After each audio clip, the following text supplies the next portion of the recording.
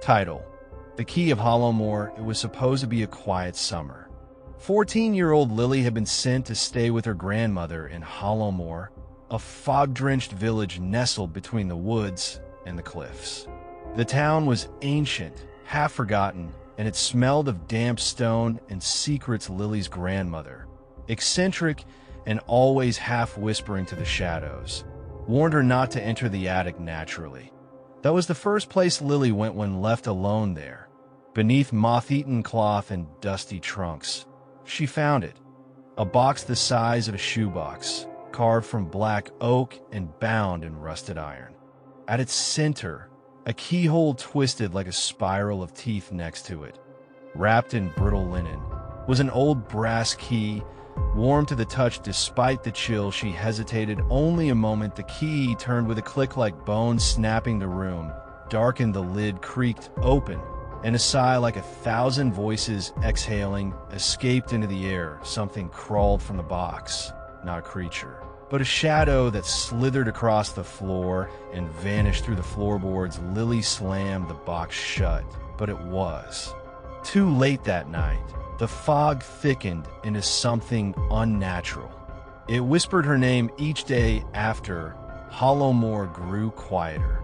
People disappeared, first the butcher, then her grandmother's neighbor, then a whole family from down the road. No blood, no struggle, just silence and wide-open doors. Lily returned to the attic. The box was empty now, but carved inside were words in a language she didn't recognize, until her eyes bled and the words translated themselves.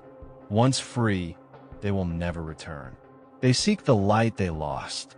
She dreamt of them, twisted, eyeless things that moved through walls, feeding on warmth, sound, memory.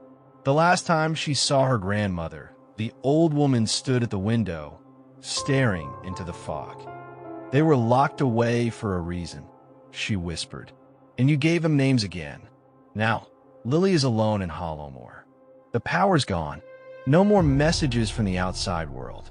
She writes this down by candlelight, her hands shaking. She can hear them in the walls. She tried to destroy the key, but it won't burn, won't break.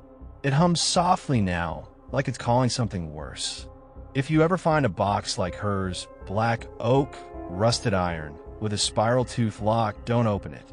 No matter how warm the key feels in your hand, the candle flickers, casting jittery shadows along the cracked wallpaper." Lily clutches the journal to her chest, heart pounding with every creak of the house. She knows she should run, but run where? The fog outside isn't natural. It pulses like it breathes. And every time she steps outside, it leans in, as if smelling her. She started hearing voices, not her head, but from the box, though it sits closed on the attic floor. Its insides echo with whispers. They say her name. They remember her now, desperate. Lily searches through her grandmother's belongings hidden in the false bottom of an armoire.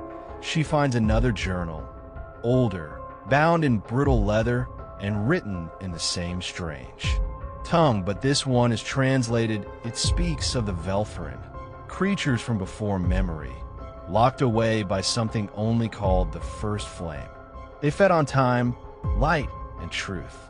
When imprisoned, their names were erased, for names give form, and form gives power. She had given them names. She had spoken to them, whispered their shape in dreams. They were becoming real again that night. Lily dreams of the cliffs behind Hollowmor in the dream. She stands at the edge and sees the village far below, silent, sunken, as if time itself had drowned it above her.